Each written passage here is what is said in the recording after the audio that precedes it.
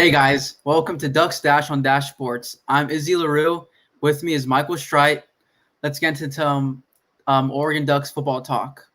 All right, Michael. So you brought it up to me earlier. What are the expectations for Oregon's new OC, Joe Moorhead? Yeah, I mean, that's a big storyline, Izzy, for this season and a big storyline of the offseason that we didn't really get to dive into last week. That's the new offensive coordinator at Oregon. And part of that question also includes what I want to talk about is Marcus Arroyo's legacy that he leaves behind, what the thoughts will be on his tenure. It's interesting because this is a guy leaving the program that just won a Rose Bowl, and the offense obviously played a huge part in the entire season with the Pac-12 championship and the Rose Bowl. But there was a lot of complaints and a lot of sort of ups and downs and rocky periods in the Marcus Arroyo tenure, as well as a lot of excitement for Joe Moorhead. And just, part of the excitement is what, Joe Moorhead's history shows about him as an offensive coordinator, but part of it is also just excitement for somebody besides Marcus Arroyo to be in charge of the offense. I'm not speaking – this is my opinion on that, but it's definitely a section of the Oregon fan base that's just pumped about that in general. So what's your thoughts, just overall about Moorhead and, Arroyo and the whole change that we're going to see, the new offense? I mean, there's going to be a different offensive style for sure that's going to be evident. Yeah, no, that's definitely true that we're getting a new offense with Moorhead, but I was looking at the stats earlier, and ever since Cristobal's been the head coach, he's had Arroyo as his sidekick for the offensive side of the Ducks football team. And every year they got like 2 wins better, 3 wins better until they finally became that Rose Bowl winning team that we know now. And for me, I'm just like, I know there's been some complaints with the offense, but the offense looked completely fine for me the past couple of years, especially last year, having that Herbert didn't really have to throw a lot, even though he's that guy as a quarterback. We mainly were doing running by committee. And so you bring in a guy like Joe Moorhead, who was 14-12 at Mississippi State, 2-0 in the Egg Bowl. You can get excited, but then also for me, it doesn't really matter who our new OC is because of Mario Cristobal. Yeah. Like what he's done for the program, like I don't think anyone since Chip Kelly has done that. So I'm excited, but we'll see. Yeah, there's that Mario Cristobal energy. That is that aura that everyone is always going to be, hopes are high for what the offense can achieve. Interesting about both of these coaches, Marcus Arroyo left to go be the UNLV head coach. He took that head coaching opportunity. It's going to be interesting, me just, watching how that happens, what kind of a head coach he is, because what we saw with Joe Moorhead was that it really is a different experience being an offensive coordinator and being a head coach. An offensive coordinator, I mean, you're talking about play calling, you're talking about scouting the opposition, and you're very much in the nitty-gritty of, within the 60 minutes of a football game. Coach sort of sets the tempo for an entire program, has to do the bulk of the recruiting work, and has to sort of put together that staff of coaches underneath them. That's one of the things that Mario Cristobal also gets a lot of credit for, is just a really great team of coaches under him that he can rely on. And Joe Moorhead's time as a head coach wasn't the best. It wasn't terrible, but it certainly wasn't the best, and that's why he's back to being an offensive coordinator, because Mississippi State didn't want him. And so looking at Moorhead coming in to Oregon, I still think there's a lot to be excited about sort of just his offensive, history as a coordinator, his play style, and I think Mario Cristobal is really happy with the selection. I think Mario Cristobal feels like he got the best guy for the job, and I think this is going to be a good fit that'll work out. Yeah, and I find it interesting that we're talking about new OC because it's Joe Moorhead. But I'm also looking at our defense, and our defensive coordinator, he's been kind of questionable the past couple of years, especially with that secondary. We're going to get into that later in the show, but I feel like if we get a new defensive coordinator, if Oregon gets a new defensive coordinator with Joe Moorhead and Mario Cristobal as the head coach, that's trouble, not only for the Pac-12, but for the whole country. So I don't know. It's a very good move, Oregon. It was necessary. Like, it's good to see a guy like Marcus Arroyo to get that type of opportunity to become a head coach of a good football team. UNLV, they've had some good products coming out of that school, played well in the NFL. So it's a good opportunity for him, not only for him, but for Oregon as well, to get Joe Moorhead. Yeah, I think it's definitely everyone's excited about where they've ended up. Looking back at Marcus Arroyo, you're sort of touched on with the defense as well. A lot of Oregon's, Oregon fans' complaints have been that the expectations are high, the talent levels are obvious, how much talent is out there on the field, and that they perhaps just weren't meeting their potential. That in terms of what the players and the big names that were out there on the field and the way they actually performed sometimes was just falling short, and there was some potential success that was lost, and that blame was put on the coaching staff and just saying that you're not doing these guys right. And I'm going to ask you, Izzy, specifically Marcus Arroyo, from what you've seen over the last year, do you think he got the most out of the players on the offensive side of the field, or do you think he left some on the table for maybe Joel Moorhead to take to another level? Well, that's a kind of loaded question, but the thing about that question is because I was looking at Justin Herbert. Yeah. Herbert definitely, he could have done so much more last season. He was in the Heisman conversation like as preseason went on, but then as the season went on, Oregon really didn't do a lot of air attack. So quarterback-wise, definitely could have done a lot better with Herbert. Otherwise than that, he did a great job with the running backs because I'm a Niners fan, so I love seeing running back committee. Like, it's always great to have that number one running back, but if you can have running back by committee, that's the best thing you can have as not only as a team but as a school, because if one guy gets down, you still have 2 to 3 other guys who can still play and make those plays. And especially running back committee, they usually have different types of backs. You have a power back, you have a shifty guy, you have someone who can do it all, Christian McCaffrey type that can catch out of the backfield, run it up, break tackles. So definitely he left a lot last season, but it was with Herbert. Now, New season, Joe Moorhead, new quarterback, same running backs.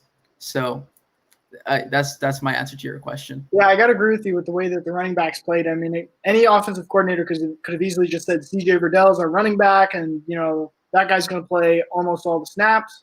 But a lot of what Arroyo started to get credit for at the end of the year was just pure creativity, whether it was handing the ball off to Jalen Redd or the way that the running backs were used and the different situations they were used in. I mean, all the way down to a little thing like Cyrus Habibi-Likio being the goal line back, somebody that had a few incredible games, had some great goal line touchdowns, and it felt like all the running backs had games where that was just going to be their day to shine. And that's something that Marcus Arroyo, you could say, is bringing out the best in, a group of guys that maybe would not have performed that way. Maybe, everything about that scheme sets up perfectly for them to just dominate the rushing game. And there was just a lot of consistency as well from the rushing attack. So I agree with you that from the quarterback perspective, there was something left behind, but you couldn't have asked for more as an offensive unit with the way that they were just able to move the ball week after week for the most part. Yeah, and we're just talking about the running backs right now. So let's get into our next topic, which is the linemen. So how do you think Cristobal is going to replace those 4 starting O-linemen that protected Herbert last season? Yeah, this is going to be a really underrated element of the next college football season for Oregon. And I absolutely think that this isn't being talked about enough in the same way that last year during Oregon's success, the role that offensive line played was incredible because they had 4 seniors that had been on the same line together for 4 years, and then you threw in Penei Sewell, who was the best offensive lineman out of the 5 of them. I mean, that is as good of an offensive line as you could ask for, and it legitimately was the best, if not one of the best, offensive lines in the country flat out. And that wasn't appreciated enough. And I think now we're going to go see Mario Cristobal try and replace 4 guys. You still have Penei Sewell, who is a Heisman candidate in his own way. It's not like he's going to win, but there's some sort of Heisman recognition for the level with which he changes the team's performance. I mean, he's just like the value of an offensive lineman. He's rewriting the rules for how valuable an O-lineman can be. But he's going to be next to 4 new people, and we have a lot of faith in Mario Cristobal to continue to produce great offensive linemen because that's a specialty. But that is a big hole in next year's plans that they're stringing together, and I'm not so sure about it, Izzy. But definitely, it's going to be something that I'm going to keep an eye on, and I don't think enough people are talking about. Yeah, no, because we talked about who's going to take the reins of the offense, like quarterback wise, but we failed to mention the offensive line. I'm glad that we did, so we can have this discussion. But you're talking about Penny Sewell. You had an outlandish take saying that he could be a potential Heisman We're going winner. to do the Penny Sewell Heisman segment in future episodes, so stay tuned for that. I mean, there should be a bet whether he gets like one vote. I think it will be like 1,000 to 1. So Yeah. you'll definitely take that though. But Yeah. I'm looking at our roster, and we have like 4 juniors, 2 seniors, along with Penny Sewell. And some of these guys who are coming in, one junior, he's from a community college, so hasn't played with Oregon yet. And then we have about 5 freshmen coming in too. So you have a lot of guys who haven't gone on-field experience because of those 4 guys who left starting basically all 4 years at Oregon. So it's definitely a big hole. And I would like to see what's going to happen with that, because if we're going to have Jay Butterfield as our quarterback, he needs protection because he's a pocket passer. And because one lineman, we all know one lineman's great, but you can't just have someone protecting your blind side. You also need people protecting your vision when you're throwing down the field. You can't have guys all up in your face when you're trying to throw a pass. So I hope they figure this out, but this is going to be a major hole for Oregon when they come to play, whenever it's in the spring or next year. Yeah, it's definitely going to be a challenge, and it's going to be one of the biggest challenges Mario Cristobal has. You look at that offensive line, you've got Dallas Warmack, Jake Hansen, Shane Lemieux, Calvin Throckmorton. I mean, these are names that Oregon fans are so used to hearing because this was that offensive line for the last 4 years, really. And all 4 of those guys are on NFL rosters. I mean, they're not just leaving the program, but they were NFL caliber players that are now going to go try and make NFL rosters past training camp. And that's really hard to replace. And you talked about experience for the other offensive linemen, because there certainly are sophomores, juniors that have been in the program that are, they've been shaped in the way that Mario Cristobal wants to shape them. They've been under his tutelage, and that means a lot because we put a lot of faith in Mario being able to build great offensive line talents.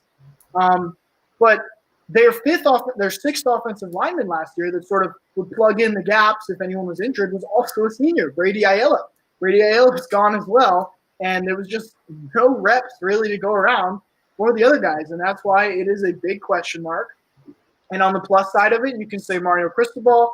You can say that that's just something that he's great at doing, and it's going to get taken care of. But on the negative side, you're just looking at what's out the door, and you're saying, like, that is so hard to replace that it's obvious that the offensive line is going to take a step down from being the best in the country. Yeah, and it's also going to affect not only the passing game, but also the running game too, because our running back committee, those so many backs were Travis Dye, CJ Verdell, Habibi Likio. They were able to do what they're able to do because of how the line was blocking. Because if you have an O line that's able to get to the other team's linebackers, that's easy money for those running backs. They're going to be able to run all day. And we saw, especially with Verdell, how many breakouts he had last season. That's because that O-line was getting to the linebackers. And with these guys, CJ Verdell especially is a downhill runner. I just want to point out. He's not a guy that breaks tackles, really. I mean, he's capable of it just like any running back, but he's not known for shedding tacklers. He's just known for, if you give him a hole, he's through it, and he's fast as heck, and he's going to fly through those holes that he gets. But he's not the kind of guy where, he can really fight for those 2-3 yards when you got to get a few extra yards. He doesn't, strike me as that kind of running back. So this might not be a great year for him in the way that he expects to sort of improve upon last year's stats. Maybe his stats take a dip. Who knows? Yeah, and you look at the line, I don't really recognize any of these names other than a few from the practice squad, but it's very concerning because of what you just said. If Verdell, and especially Habibi Likio, the type of back that he is, because he loves those goal line situations, if you don't have a line that can't get you a few inches in the end zone, you're not going to get those red zone touchdowns, and that'll be costly for Oregon because we all know red zone touchdowns, the teams who make those opportunities count win games. The teams who can't convert in the red zone, they lose.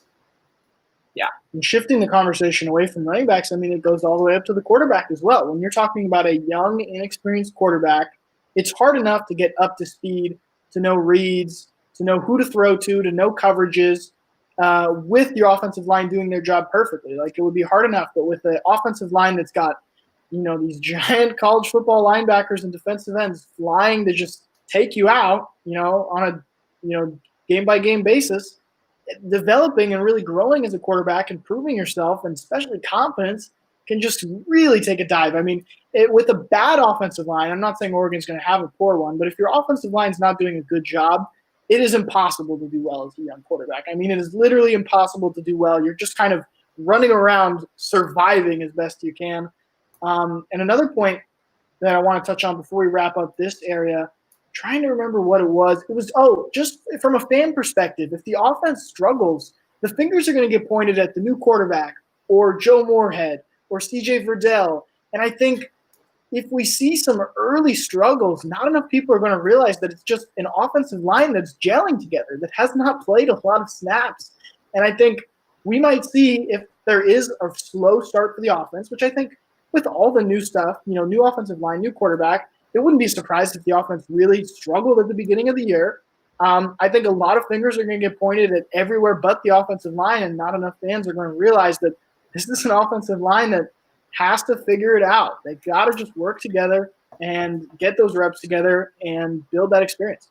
Well, any true football fan is going to know if your team has a good line or not. So I'm not really worried about if the blame's going to go on whoever's at quarterback or Moorhead or even Verdell. Because anyone who knows football, they're going to see that these guys are giving up easy sacks or aren't getting to their assignments, aren't getting to the linebackers, aren't getting those down blocks or swing blocks or whatever it is. But I don't know. It kind of excites me to see all this change in Oregon because you have a new quarterback after Herbert's gone. And then 4 starting linemen, they leave. They're all in the league. This is a chance for Oregon to prove that they can be, like you mentioned last episode, that they can be an Alabama, Ohio, or Clemson type, where we can be at the top of our conference for years to come, not only when we have a talented QB or a couple of talented skills players on offense or defense. We have the type of power to be a perennial powerhouse in the Pac-12. So that's what this year is for me. Yeah, there's a difference between being a good program that got one really talented senior class that's now out the door, and you take a step back. What they're trying to prove to the whole country is that this is sort of a factory where there's going to be talent and there's going to be NFL prospects in the door and out the door nonstop. I mean, there's no break in the assembly line there. It's just going to be wins and wins and wins, and that's what you see from those big schools. And it's a tall task for Oregon to break into that top group, but this is the season where they can do it. Yeah. And let's switch to our secondary now. Now that we already talked about a potential hole, let's go to the next potential hole. So what's the ceiling for Oregon's secondary? Yeah, and I say, I wanted to talk about what their ceiling is because it was a weird season for Oregon's defensive backs last year. I think everyone saw the linebackers, the defensive line. They were solid. I mean, they really were good. They were able to get pressure. They were able to make big plays. There was a lot of talent. And if the defense had a game against Washington State, for example, where they gave up, I think, 35 points. I think the final score is 37-35, but they were getting touchdowns through the air like nothing, and especially the Arizona State game for a large part of that, where it just felt like the air attack was just able to do whatever it wanted. The blame fell absolutely on defensive backs with blown coverages, with just sloppy play in terms of covering their man and being where they're supposed to be and knowing, what the scheme is. But then at the same time, you saw a tremendous amount of big plays, interceptions, fumbles, game-changing plays by the likes of Thomas Graham Jr., among others. You saw so many of these pick sixes and just major interceptions. And it felt like a weird situation that we were in. And I'm really curious whether it stays that way, whether it stays sort of like a defensive backfield that can make big plays, but sometimes lets you down, or whether they take another step. And I think this is a group that is returning almost all, if not all, of the same guys, whether they're going to take another step and hit another level and all of a sudden be the strength of Oregon's defense and the best part of Oregon's defense this year. Because if you can cover receivers, I mean, if you have coverage lockdown, I think that is a foundation for a defense to build on like none other. And it is going to be so fun to watch if that comes to fruition. Yeah, you talked about big plays. Sure, Verone McKinley, Thomas Graham, they had amazing plays throughout the season. Whether it were picks in the end zone to prevent a team from scoring, or even pick sixes. But when I thought you were going in a whole other direction when you said big plays, because big plays, it makes me think of Javon Holland. Now you were talking about Heisman candidate. That's Javon Holland, Michael. Come on, you all know it. He's about to be like what I think a top 10 pick in the next year's draft, along with Penei Sewell. For next year, and it was like Penei Sewell, obviously love him, and then Hollywood Vaughn, Javon Holland right there jumping in the top 10. I was like, okay, let's see it. Let's see if we have one of the best safeties in all of college football. I'm excited. And that kind of worried me though, seeing him in that top 10 list, because Grant Delpit, former LSU safety, he was in the same kind of talks where Javon is, but at a higher level, because LSU is known as DBU, even though we all know Ohio State produces better DBs recently. Yeah. But yeah, he did not perform at all last season in LSU's legendary season with Joe Burrow. So I'm worried that it might get to Javon. I doubt it will, because he seems like he has a good head on his shoulders, and that he won't let all that outside noise talking about, oh, you can be a top 10 pick in the NFL draft. Oh, you can get potentially some Heisman votes or whatnot. That guy, along with Brady Breeze, because we saw what Brady Breeze did in the postseason for Oregon. Yeah. Amazing. So I'm looking at our safeties. Our safeties are set. They've been set for the past couple of years, and they've been gaining experience. Next year, they're going to dominate. The question mark has always been the cornerbacks. I mean, even look at it at the spring ball game last season.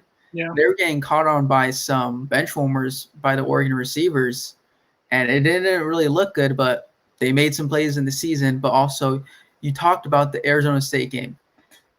That was horrible for Oregon, because I forgot who the Arizona quarterback dropped like 400 yards, something like 6 touchdowns on our defense. That was like 5'10". I love him because he was so impressive. But he was legitimately this true freshman that is exactly the kind of quarterback that an Oregon defense should feast on and should absolutely just harass during the game. But instead, it was making a joke out of Oregon's defensive scheme, out of their secondary, and it really was a nightmare for Oregon fans and quite the show for Arizona State fans.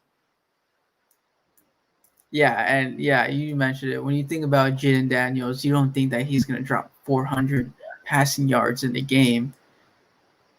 But the cornerbacks, they looked helpless out there, because now it wasn't just because of their performance. You have to give credit to those Arizona State receivers. They have some guys with burners on them, and they just couldn't keep up.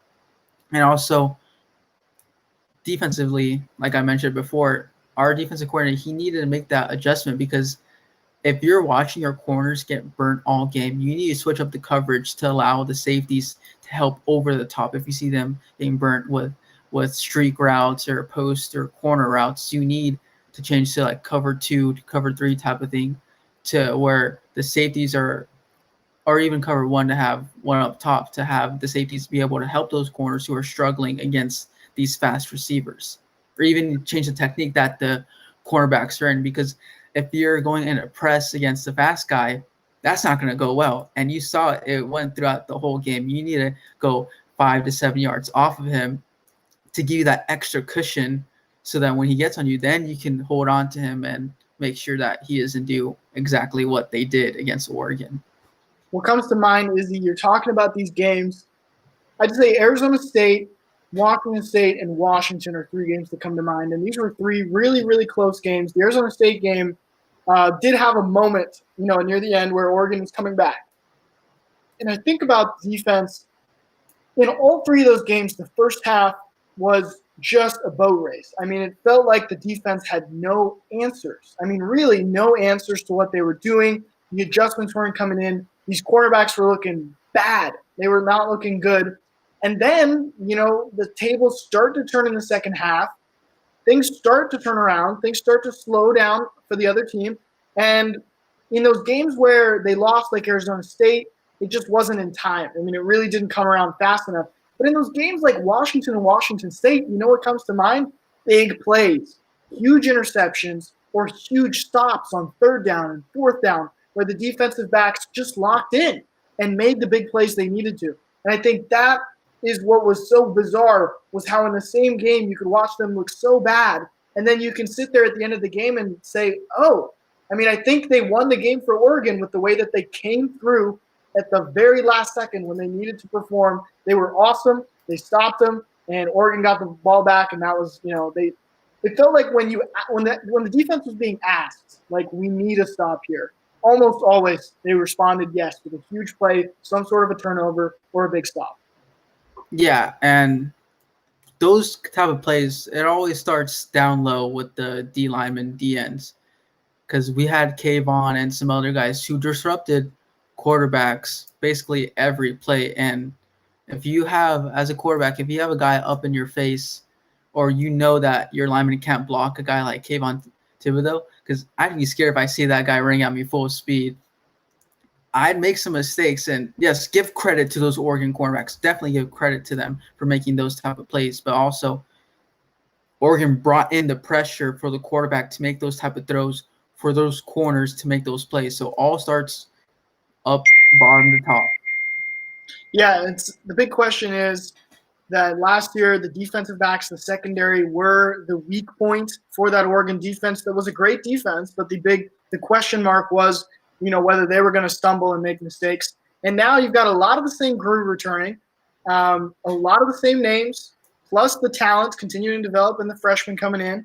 And you got to ask the question about whether they're going to take charge and be the strong part of this defense, whether they're going to really step up and just be consistently good, because they had the potential to be great and good all the time, but the consistency was not there at all. And I'm curious, from Andy Avalos' perspective as the defensive coordinator, as well as just that group of dudes, whether you'll see the consistency. Yeah, for me, if they're not consistent this year, because Andy Avalos, he also talked about it, and so has Cristobal. They've both mentioned it, how weak the secondary has been past years, and how they're like, well, we've told these guys just stick with it, stick with these guys, learn from the guys who've been through the bad years. And we've seen a production value with these cornerbacks and these safeties. But for me, if they don't have a better season, especially in the cornerbacks area, because safeties, I'm not worried about the safeties at all. Javon Holland, Brady Breeze, they're going to have outstanding seasons. But guys like Jerome McKinley, Thomas Graham Jr., if they don't have a better season than what they had last season, I think we need to be looking for a new DC. I've already said it. I mean, I'm not too big on that guy. A new DC with Joe Moorhead and Mario Cristobal, like I said, that'd be amazing for Oregon. Yeah, right. That's a bold one to end our show on, Izzy. All right, yeah. So thank you for joining us. Make sure to follow us at Dash Sports TV on Instagram, Twitter, TikTok, and check out our website at dashboards.tv. Make sure to catch our weekly shows Fridays at 5 p.m. and Bears Dash is right after us next. All right.